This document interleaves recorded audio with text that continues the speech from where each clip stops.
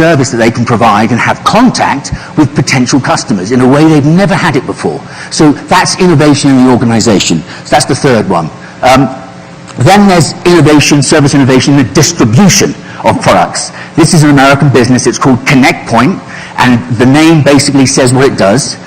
All of you, have you issues with missed or stolen mail? You know, you keep turning up and there's that bloody sticker there saying, hey, I've just arrived, you're not here, I've taken the package back. Or he's left the damn thing on the floor and it's been stolen. So what Connect Point does is it deals with that issue, a very simple frustration.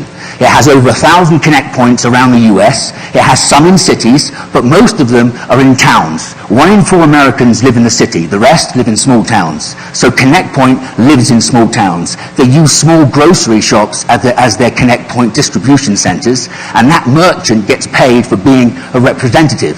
He's also guaranteed potential new customers because he has lots of people coming into his store to pick up their packages. So there's an opportunity for the merchant for new business. So Connect Point's a really interesting idea, simple idea, easy to register, easy to set up, and it's based on a simple frustration and it solves it effectively. You're informed by your phone or your email, the package has arrived, and you could go down at any time you like to pick it up. So a really good service innovation in terms of distribution. Excuse me. So that's one. And then there's technology-led service innovation. This was launched last year. He's a bit of a wild guy. He created a technology that stops online advertising popping up on your screen when you're online. It's a technology that provides that service for you that can kill it. It's about 70–80% effective. It's picking up its kind of success, but I think they've overpriced it. They're selling it at $150. And the target market they're aiming for, that's kind of a lot of money to buy a box for. So it has its own marketing issues, but it's a brilliant piece of technology that provides us with a service to finally, once and for all, knock out all those pop-up ads when you're online, just doing your thing. So there's that. And then there's the last one, which actually was my client, and I'll be talking about it later, which was Comcast. I mean, they're a huge broadband telecommunication business. They have 30 million customers. They recently acquired NBC Universal. They're an unstoppable force. But my God, do they have a bad reputation with customers.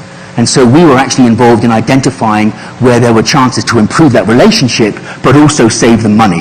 And we worked with them on their self-installment kit program, which was basically trying to put the onus of responsibility on the customer to install their equipment, as opposed to sending an engineer and a van out to your property. So this was a very smart idea we came up with, executed really well. It's been very successful, and it's impacting their business in a really good way. What they're looking at is they have $100 million that they spend on servicing customers, the vans, the engineers. It's huge infrastructure. So they want that impacted. They want that reduced, and service innovation can do that, and the self-install kit is exactly the tool they need, and we'll touch on that more later. But that's the supply side service innovation. Now, obviously, we all know about competition. It's, commoditized markets. Many brands have bad propositions. They compete on cost containment and price promotion. It's pretty glib out there. But what you need to understand is that innovation, is sometimes confused in the organization, but not with marketing. Your average chief marketing officer or head of marketing, head of advertising, who it might be that's going to help you make this service innovation famous, has 3 things on their mind. They want ROI on their marketing. They want to maximize their effectiveness in social and digital. And what's number 3? Innovation, to provide new growth. That's the third key. So we've got their interest. We've got them in that sense, but it's a question of how we communicate them and build our stories. So this was a joke that was told to me by a CEO about a year and a half ago. I thought it was funny, but it says a lot. It says, I'm cynical. A lot of CEOs are cynical. A lot of heads of marketing, heads of engineering, who is this? They're cynical. They don't really understand service innovation yet. And guess what? It's not their problem. It's your problem. You need to communicate with them better. You're not doing a very good job. It's up, they're sitting up there in the ivory tower. They've got lots of other responsibilities. You need to communicate it better so you can build a better atmosphere and a more conducive environment to carry out the service innovations that you are going to be carrying out. So, 2 reasons you do service innovation. 1, diversifying the services and the portfolio of a company. Google, as we well know, is ferocious at diversifying its services offer. And it also has a really inbound or a very ingrained attitude to innovation. And as you're well aware, that out of a 5-day week, they give the engineers 1 day to work on pet projects. But did you know that in any given year, that policy represents 50% of their new products? So it's smart. That's why they're doing. It's a really smart idea. And then the other reason you do service innovation is to find, is to find gaps in markets. To me, this is the true sense of innovation. How do you look at a market or gaps in the market and make them a market? That's innovation. And Square's done that brilliantly. It's been going for a number of years now. It identified that local merchants, market traders, small shops could actually take people's credit cards if they offered them a means to do it. And they created a mobile payment system that you click into the top of your phone, and basically you can swipe cards and the purchase is made, and they take 2.75% of the price, of the total price. But they also offer other services. They do inventory control. They do loyalty programs. It's a service that can help you manage your business like no small traders ever had before. So that is turning a market, turning a gap in the market into the market. It's a great example of it. By the way, Manuel and Anna are going to make our presentations available to you, so I wouldn't worry about taking notes. You've got it all. Whoa. The organization, look at the pressure they're under. All this feed, all this coming in. It's very difficult for an organization to prepare itself, to set itself up. And you need to know that. It's not easy to do. Given the fiefdoms, the politics, the territories inside companies, it's hard to bring them together. And service innovation can do just that. It can break down silos, it can bring the organization together, it can make you compete harder, it can give you deeper relationships with customers, and it can enable you to charge a premium for services. That's what service innovation can do. That's what you've got to excite your business about, so you get the leverage to do what you need to do. So, how do you win at service innovation? What are the kind of traits that you need to do it? Well, first of all, you need a grip on your market. This is Porter's 5 forces. It's pretty standard stuff, but you need to understand the power of your buyers, okay? How do they influence your business? For many of us, we know that our buyers have huge influence in terms of what we do and how we behave. Then there's supplier power. Look at Connect Point. It's got all the Connect Points around the country, but it's relying on US Mail, FedEx, and UPS. Their suppliers, they're not going to give you exclusive rights to that idea. If another business came up to do it, they would provide them with the infrastructure.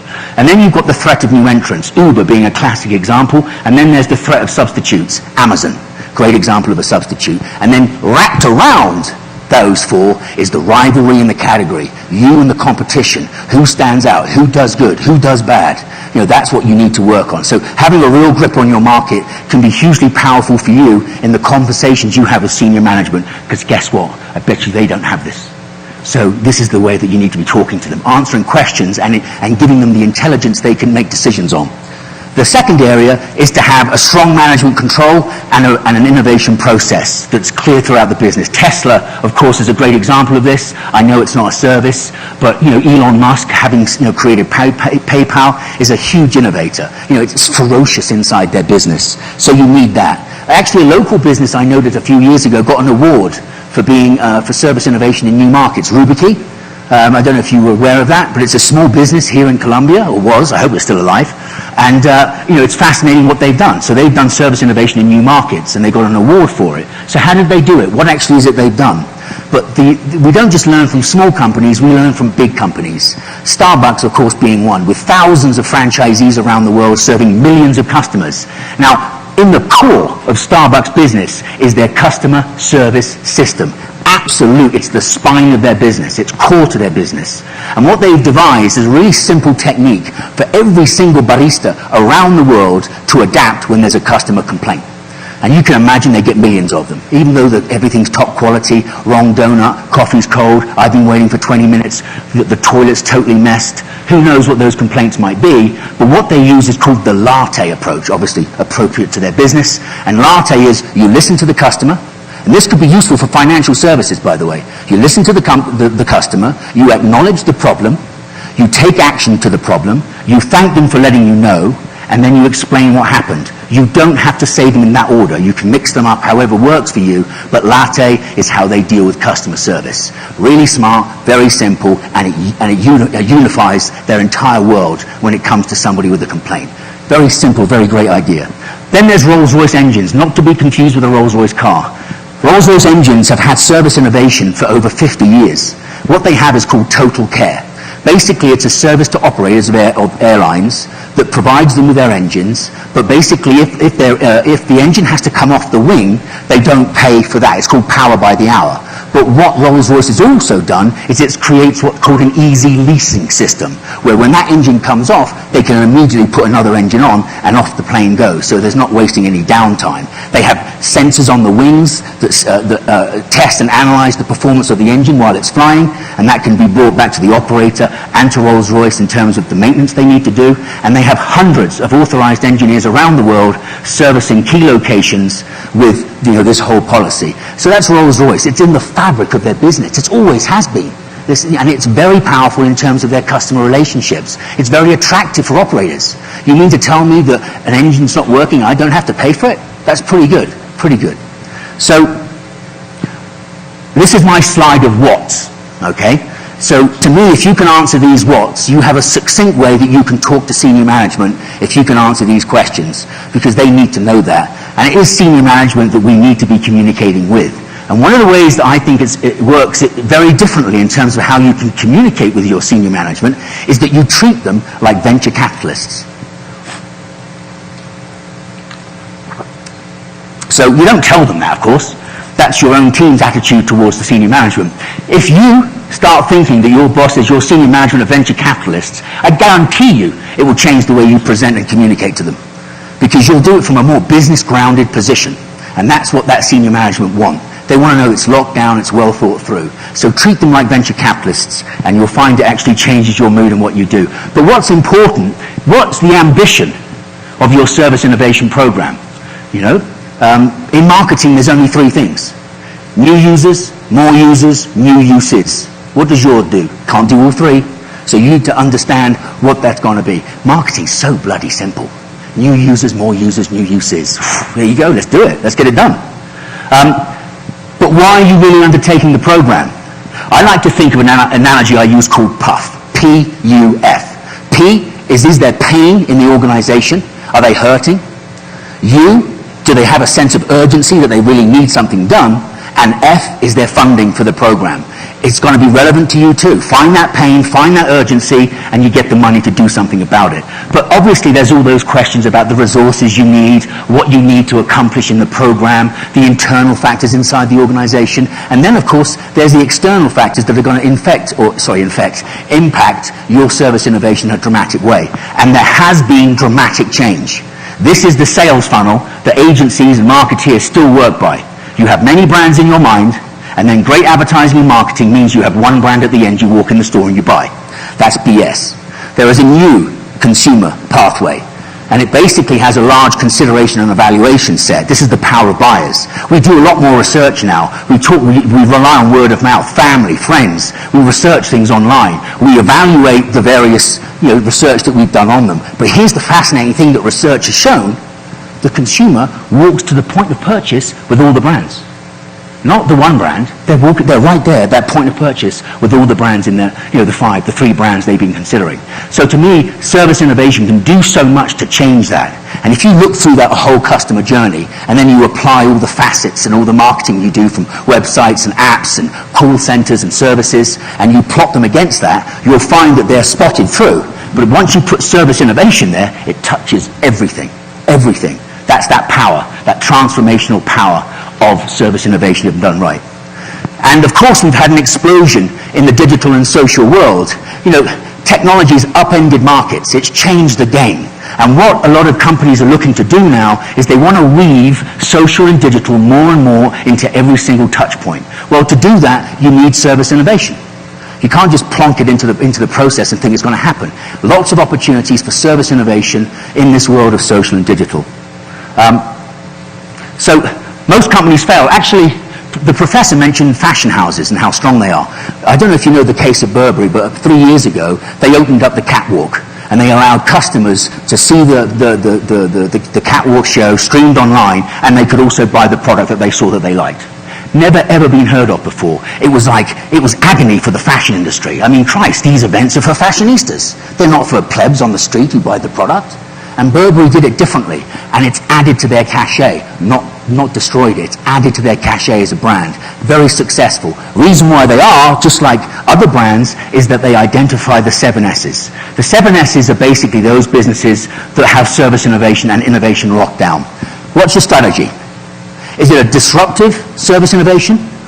Is it a breakthrough service innovation? Is it a sustaining service innovation? Or is it an improving service innovation? Those are the 4. What's your strategy? What's your process in terms of the system? What are the skills you require in the business? And don't forget, that's not just inside the company, that's outside with businesses like yourselves, with agencies, consultants, partners, academia, researchers. So what are the skills you need? Obviously the staffing, what do you need internally to actually make that happen? You need structure in terms of who you're reporting to, who you're accountable to, who you're communicating to, and who you're informing. It's called RACI. And basically that needs to be worked out. And then there's shared values. Here's a fascinating thing about companies. No one knows what the bloody vision statement says, or the brand strategy. Most people don't know it. But they do have a sense of value about the firm they work for. But they have a different view. Finance has a different view than HR. HR has a different view than marketing. And marketing has a different view from distribution. So how do you get those values shared? Because you need all those businesses, all those departments to make your service innovation a success. So there has to be some shared value of what you want to achieve. Oh, that's good.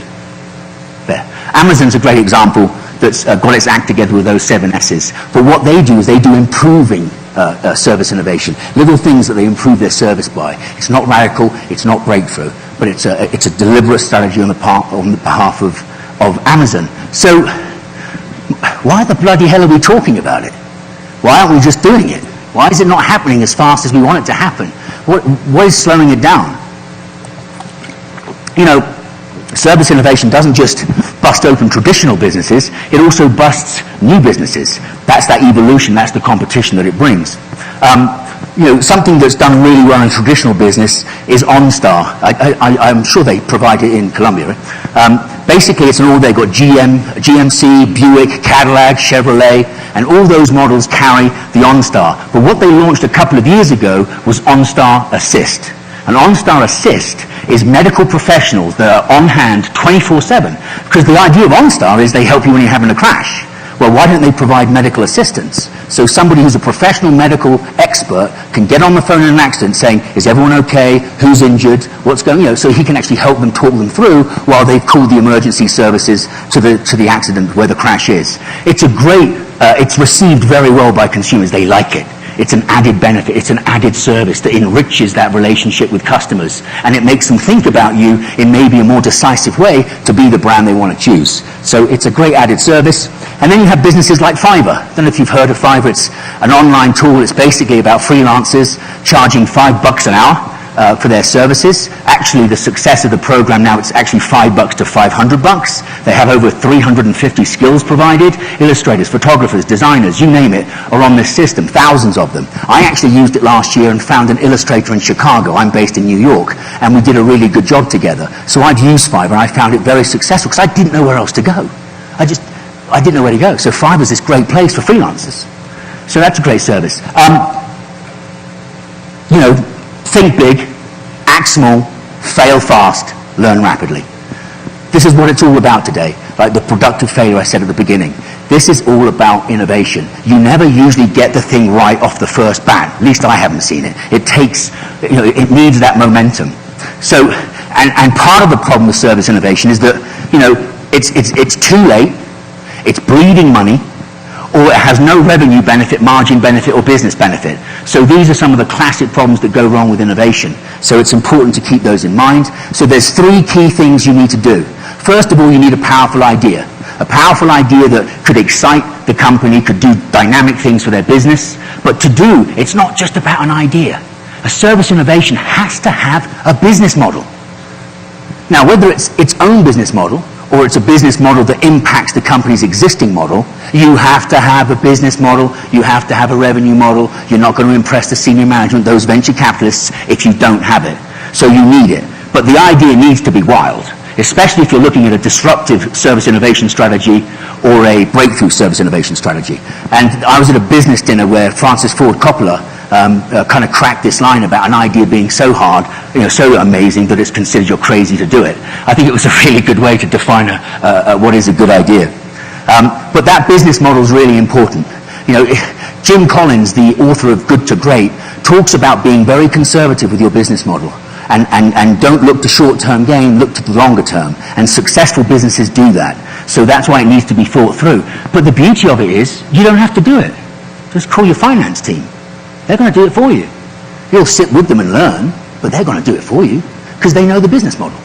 And you're just looking at how it can impact it, or it's something entirely different because it's an entirely new service that the company's going to be offering. So that's important to do. Here's a really fascinating new business model in the world of charity and philanthropy. It's called Give Direct, and it means that the donor can give directly to the person it wants to give it to. And their business is focused currently in Kenya and Uganda, where there's high poverty and high cell phone usage, because it's the mobile phone that they need to actually get the funds to them. So it's a business model game changer for the philanthropy business that usually relies on their administration system taking the money, charging some fees for their overhead, and then giving the money out. Give directly, the entire lot goes for them to the recipient. The second idea is you need to have a grip on future needs. I understand from Manuel there, who's from financial services here? Not as many as we thought. Okay. This is Simple Bank. It was started 4.5 years ago in the basement of someone's house, 2 guys, and they had the idea of creating an online bank that was simple. And they have a simple idea with a very unique business model. So there's free checking, free ATMs, there's no charge for overdrafts, there's no fees for having too low a minimum balance, there's no high yield savings accounts, there's no special customers, they don't have any of that. It's a simple system and it's been very successful in actually providing it. But how it makes its money is, and which is the different thing about the business model, is that banks make their money by the interest they charge on their loans, with the subtraction of the interest they pay on customers' deposits. They split that with Simple Bank. So that's one way they make their money. The other way they make their money is every time a merchant swipes a card, there's a charge. And they split that with Simple Bank too. So a really fascinating business model, a very powerful business model that guarantees them revenue. So again, very good. And actually BBVA, that I see everywhere here in Colombia, has actually acquired them. They acquired them, I think it was early this year. Yeah, it was early this year. So they've acquired them, but they're going to grow them, because BBVA have $150 billion worth of assets, and they want to put that behind Simple to leverage that and scale it up in the US and potentially take it internationally. So a really smart idea, well executed, very successful. So the third thing you need to do is you need to have a low cost point or a brand differentiation point that makes you strong in the market. So, Aereo, for instance, was a low-cost alternative. It was providing streaming broadcast content to your computer. Well, the broadcasters, of course, were up in arms. They weren't being paid for their content, and this guy's free streaming it to people's computers. Lots of legal wrangles, lots of debates. And actually, just last week, the Supreme Court has now said that Aereo is doing illegal. It's not allowed to do what it does. So suddenly, this 2.5-year-old company that was changing the world is popped. And there's a reason why, I believe, and we'll discuss it later. It's about being aware of government regulation and law. And that's an added bit to keep in mind as you're doing the service innovation. And then there's a project that when I was at Wolf Owens we did for Mercedes, and it was a blank sheet of paper. They wanted service innovation. And the idea came up about how do you extend the relationship by getting people to influence the use of their cars with their kids maybe who are learning their lessons, taking teaching lessons. So this was the driving academy. Are you frightened of driving on the motorway? Are you somebody who would like to learn how to skid in icy conditions, which can be fun when you're on the track? Or is your kid learning to drive? This is the Mercedes Driving Academy, and it's proving to be quite successful. They have one near Hamburg, they've got one in LA, they've opened one near London, and they're looking to scale them out. So it becomes part of the Mercedes offer, that extra bit about the brand beyond the car. So really, a very interesting, exciting program. And service innovation is extremely complex. It's hard to describe sometimes, especially to those people who are not involved. This is my elevator pitch structure, and I guarantee you, if you slot your service innovation into that, kaboom, you'll be fine. And people understand you. Because you've got a You've got to hold it down. It's like those what slides. And here's one of the problems, that business, if you look at business charts, they're all straight lines. It's all like we go here, we go there, we go there. And we all know that's totally wrong. In fact, a few years ago, a very famous brand, I can't say them, sent off a bunch of senior executives to the Italian Alps in a beautiful chateau for 4 days to do innovation. And that's what they came back. Bicycles on the corporate campus. 4 days, thousands of dollars, and that's what they came back with. Why is that? Wrong people, wrong process. Sending a bunch of senior execs to come up with that, sitting in rooms with curly sandwiches, it's just not the way to do it. And we all know that basically success in service innovation is that momentum, that constant rethinking, redoing, that constant movement to get it right. As rapid prototyping, rapid concepting. And we'll be talking about design thinking theory regarding the process I'm going to share with you a bit later. So, like most companies, they are looking from the inside out. Okay, I've got this issue, I want to solve it, now how do I do it in the market? What they're not doing is the other way, outside in. What are customers, what does the market want that you can do? It's a big mistake made by a lot of brands. For instance, Comcast wants to impact that $100 million. Well, maybe self-installment program can do that, but it's also going to be a brand experience for you, it's going to be potentially a brand ambassador for you. So it's got more legs than just saving money. So I think that's a big point. There's that idea of things happening in circles. We look in, we look out, we imagine, we excite, we express, we get the business excited about it, and then we launch it and test it. It's this constant idea of circles that we have. So you need to identify, can you make a profitable service innovation? And what's the approach that you're going to be using that will be reliable? And I'm going to be showing you a process that I've used, that I've found effective. It's rigorous, but it's flexible. And I think that if you use it, you might find the opportunity to be more confident in the output that you get. It's the design thinking process. It has 7 aspects to it.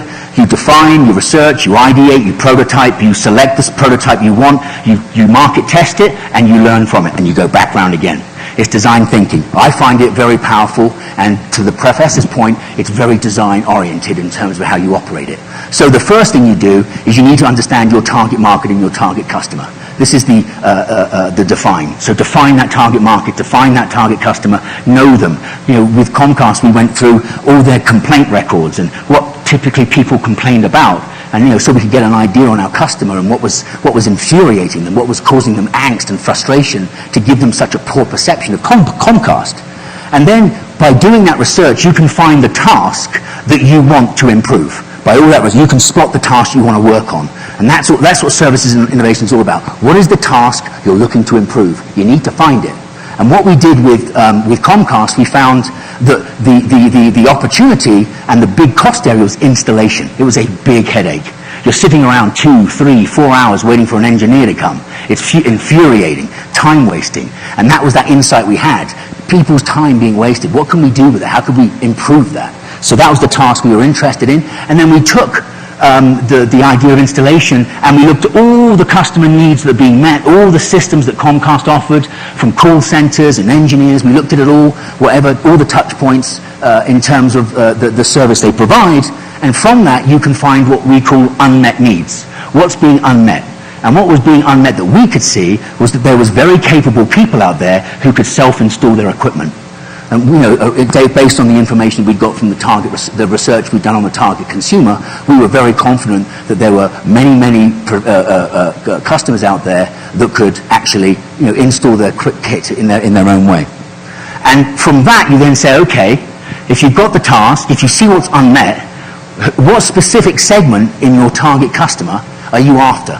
With the Comcast SIK program, we basically looked at the assumption that we were looking at professionals. A professional household, both had work or one had work, and so being at home waiting is a nightmare, it's a total headache and a total waste of time. So how can we help professionals install their own equipment? We were looking particularly at 35 to 45-year-olds. That was our kind of key segment that we were interested in. Of course we wanted it to appeal to mums, dads, kids, of course, but we had to start from somewhere to get it right.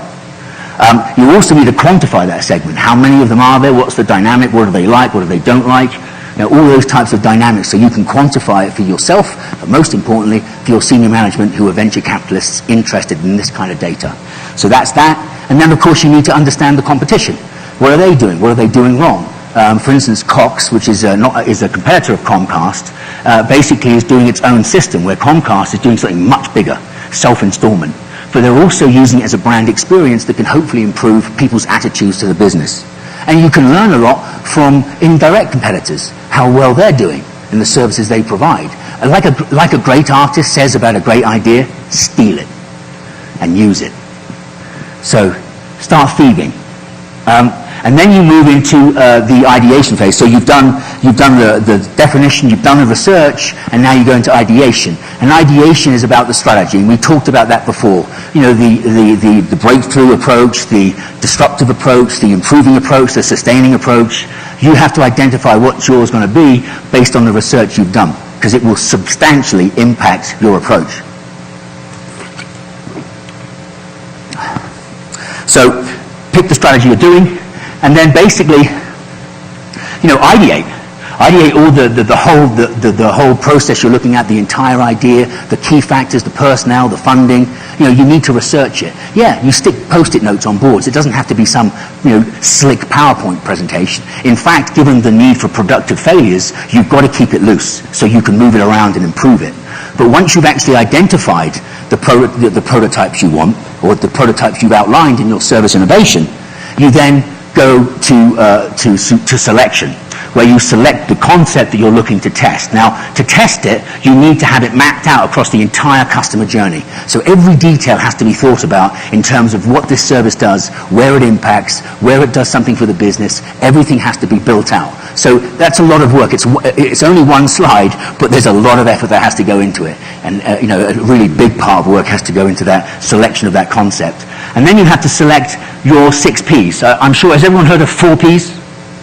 Product, price, place, promotion, the 4 Ps? Okay, well there's actually 6. And the other ones, and we'll go through those. So, but you need to select. 1, select the service, of course. What is it? If it's, you know, you've got an idea, but without strategy, without form, without function, you've got nothing. So you basically need that to be able to communicate. And then price. Every element of price, not just the price you want to sell it for, I mean the lot. The cost of the materials, the cost of the technology, the cost of people and the overhead. You need to work it out. And you need to, because that's part of the business model. This is what it's about. What is the business model you're doing? Again, you bring in a finance expert to do it. You just talk with them and nurture them in the way that you want, and they'll start doing their work, because that's their expertise, and they can help you. So that's the second P, price. Then you're looking at place. You know, where are you distributing this? Where are you managing it from? Where's it going to be housed? Who's in charge of it? All those things need to be looked at. You know, and there are different strategies for distribution. Maybe you've got a select distribution that goes to a certain type of customer. Or maybe you've got franchise distribution, depending on the service innovation you've made. There are about, I think, 4 or 5 types of distribution strategy. Again, they need to be thought about. Promotion I won't go on about. It's marketing, of course. We know it's tough to get right, but if we get it right, it can be hugely impressive, hugely impactful, and very successful for our business. And it's absolutely vital we have it. And then there's people. So again, this is not just people inside your business you need, this is people outside the business, researchers, academia, professional innovation experts, agencies. What do you need to make this, you know, happen? So that's certainly something that needs to be considered. And then performance. What are the performance measures? What are those key performance indicators that you want to apply to this service innovation that's going to make it accountable to those numbers? And they need to hit them. And if they've missed them, then you've got a failure on your hands. So you need to put those in place. So that's the performance. And then the one I mentioned about Aereo, the 6 Ps we've covered, but the one little magic one people forget is government regulations and law. So Aereo was totally smashed by law when the Supreme Court said it last week. Look at government regulations. Look at Colombia, the amazing Chamber of Commerce you have. It's, you know, it's the infrastructure it offers, the advice it can offer. You know, that's the importance of government. It's just worthwhile looking at that subject and looking at it really well. Are there regulations coming? Are there initiatives? Are there funding? And then what's happening in the legal world regarding some of the services and products? And then you've got to test the concept. And testing the concept, you've got to test small. And some of the guys who in the next presentations are going to be talking about the qualitative research that needs to be done. I'm a big fan of ethnographies. I like to watch people doing things. And I think that's what you do with service innovation to test it. You look to qualitative research, and ethnographies I think will play a substantial role. And then of course the light goes on and you've learned. So thank you very much for my presentation. I really appreciate you being part of me. Thank you.